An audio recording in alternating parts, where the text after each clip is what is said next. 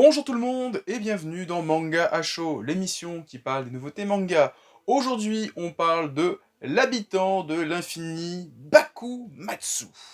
Il s'agit de la suite du manga L'habitant de l'infini. La série est dessinée par Ryu Suenobu et écrite par Kenji Takigawa avec la supervision de Hiroaki Samura, le papa de l'habitant de l'infini. La série est sortie depuis 2019 dans le Afternoon de Kodansha et compte à ce jour 8 tomes.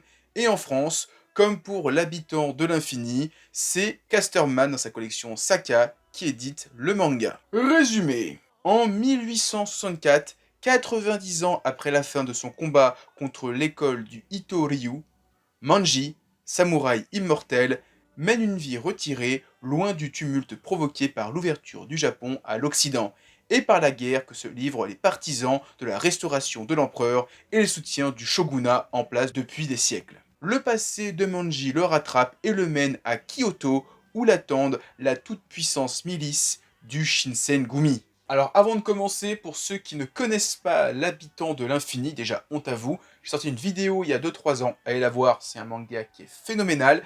Il y a un animé disponible sur Prime Video qui adapte l'intégralité de la série en retirant certains passages si ma mémoire est bonne.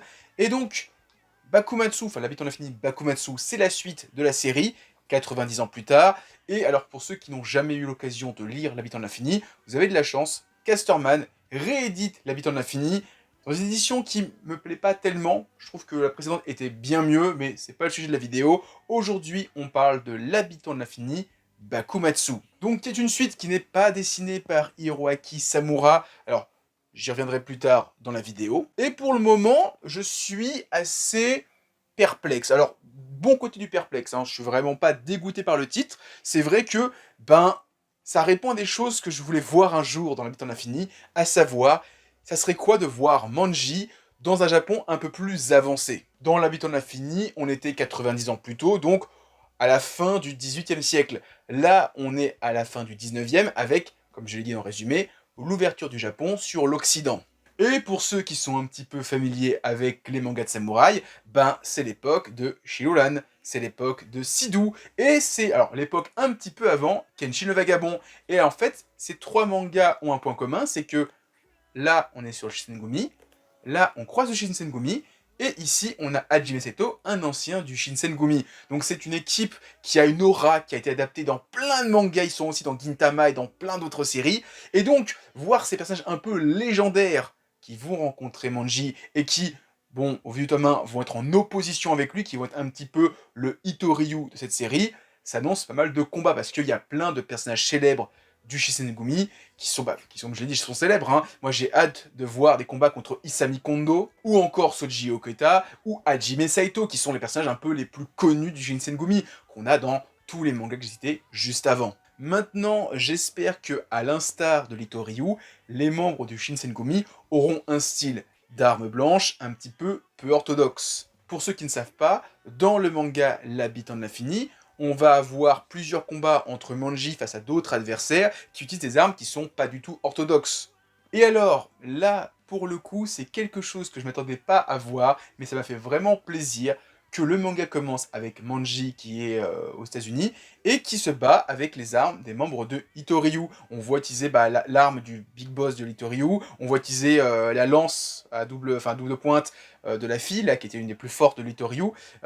On voit des shurikens, j'ai fait ah, je sais c'est à qui ces armes-là, et ça fait un peu plaisir. Et donc j'espère vraiment que ces armes peu orthodoxes, on va les retrouver dans l'Ito-Ryu, enfin plutôt dans le Shinsengumi. Maintenant, j'ai aussi une petite interrogation, c'est par rapport à la chronologie de l'habitant de l'infini, parce que le dernier chapitre du manga se passe 90 ans plus tard.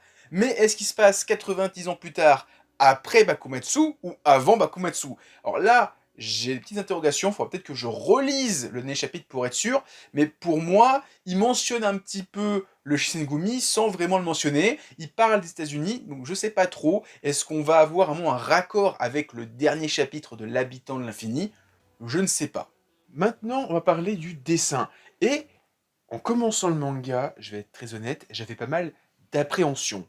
Parce que l'habitant de l'infini, ou plus exactement Hiroaki Samura, c'est un auteur avec un style très particulier.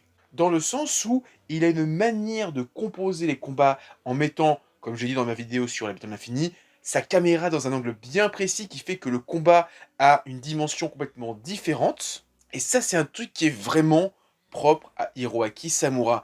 Et donc, j'avais un petit peu peur qu'on ne retrouve pas ça dans la suite Bakumatsu.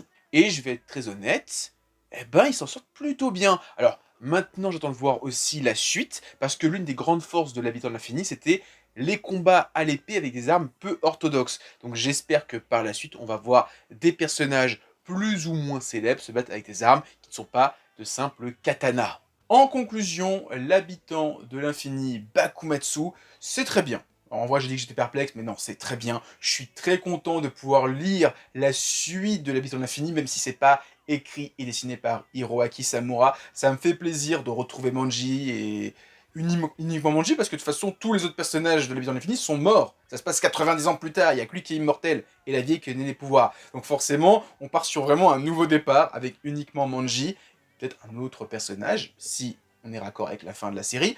Mais en tout cas, voilà, je suis très content de pouvoir découvrir des nouvelles histoires de Manji, le samouraï immortel. Et vraiment, lisez l'habitant de l'infini, que ça soit le manga d'origine ou Bakumatsu. Enfin, lisez déjà le manga d'origine, vous comprendrez un peu mieux ce manga-là. Mais en tout cas, je suis très content que Casterman tente Bakumatsu. Donc voilà, c'était ma vidéo sur l'habitant de l'infini Bakumatsu. J'espère qu'elle vous a plu. Si c'est le cas, pensez à mettre un petit pouce bleu, à laisser un commentaire, à partager la vidéo. Ça fait toujours plaisir. Et en description, vous avez un lien vers tous mes réseaux. Donc sur ce, je vous dis à plus et continuez à lire des mangas. Allez, ciao tout le monde.